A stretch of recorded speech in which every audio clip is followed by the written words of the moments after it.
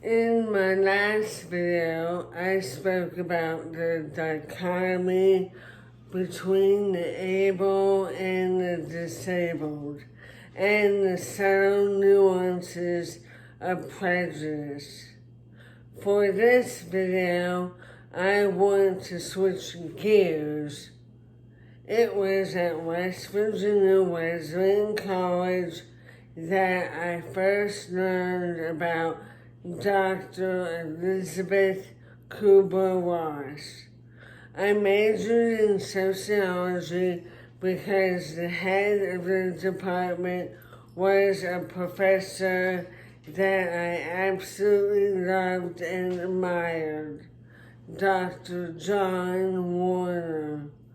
I think I was a sophomore when I sat in his class and was introduced to Dr. Kubler-Ross and her theoretical framework on death and dying.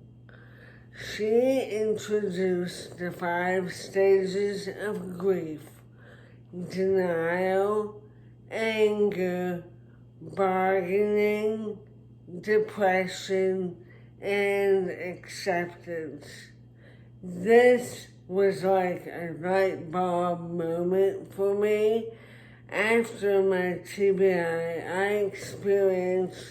was experiencing Kubler-Ross's 5 stages of grief. And although I survived my TBI, the able person I had been no longer existed. In a sense, she died that night in that car accident. Therefore, I was experiencing the 5 stages of grief while simultaneously having to rebuild and recreate my life. I experienced my own death while I was still alive. Let's look philosophically at the 5 stages of grief in relationship to my experience with TBI. The first stage, denial and isolation. I never denied my physical limitations, although the medical professions might say otherwise. Unless you think of a person's determination to improve themselves as denial. I still thought of myself as the same person I had always been. The only difference is that I now have physical limitations. In hindsight, this belief that I was the same person is both true and false. True, because I was the same person, but yet false in that I wasn't the same person, at least physically. Therefore, how people now saw me caused me to retreat further into stage 1 and into self-isolation. The second stage is anger. Prior to my TBI, I basically was a happy-go-lucky person. But after my injury, I was angry. I was angry at a lot of people. I was angry at myself. I was angry for years. I had a lot of resentment. In fact, my anger wasn't actually a stage, it was a process in and of itself.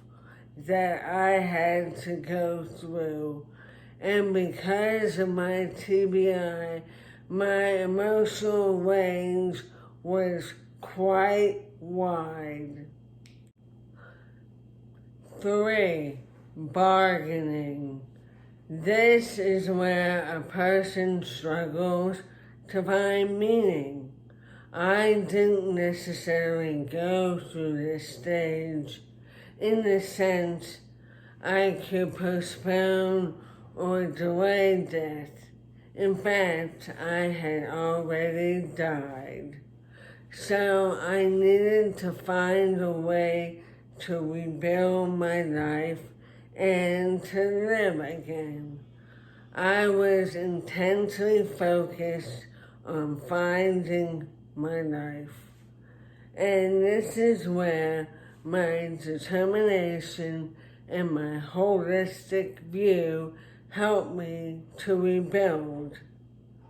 The 4th stage is depression. It was only after I graduated from college that I experienced major depression. My college experience wasn't the best time for me. I was fine academically. It was the social aspect I had issues with. But I can proudly say that I did graduate in 4 years. So once I graduated, I moved into my parents' house. I was very eager to find a job, but I soon experienced that being disabled and having a speech impairment makes it very difficult for employers to see you as an asset. So what I thought I was working towards suddenly was pulled out from under me. This put me in a downward spiral. I cried and cried on my bed for what seemed like forever. I was grieving. I was in a depressed state. It was during this time that my dad showed me a book that he had just finished reading, Talking to Heaven by James von Prague. And this was the beginning of my journey out of my grief to find a semblance of life again. But like I have always said, everything is a process. The last stage is acceptance. This is the stage in which the person begins to come to terms with death and dying. In terms of acceptance, I had to accept my brain injury was my reality, and the physical, emotional, and psychological secondary effects were also my reality. I knew I could recover, but I would have to fight to get my life back. And fight I did. Upon reflection, I can say that after my TBI, I did go through and experience Kubler-Ross's 5 stages of grief. However, they were not always linear, and they often occurred at different times and stages of my life. And sometimes they even occurred concurrently. This is what Kubler-Ross identified as the roller coaster effect. In summary, we have the 5 stages of grief. But what about what happens once the end stage is reached. I've wondered a lot about this question, especially in relationship to individuals with brain injury. After you have completed all the stages, how do you begin to rebuild or reassemble your life? For individuals with brain injury, how do we do this? There is no stages to explain how to live life again after a TBI. Shouldn't there be a theoretical framework illustrating this process? So we have the 5 stages of grief, but then what comes after? We are shown the grieving process, but what about the process of learning how to live again? How does one go about rebuilding their life after a catastrophic event? I propose that there should also be a theoretical framework illustrating the stages of learning to live again.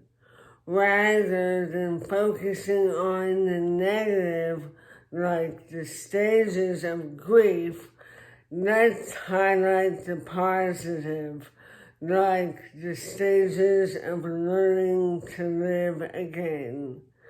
Thank you. Remember to subscribe and please share my channel. Until next time.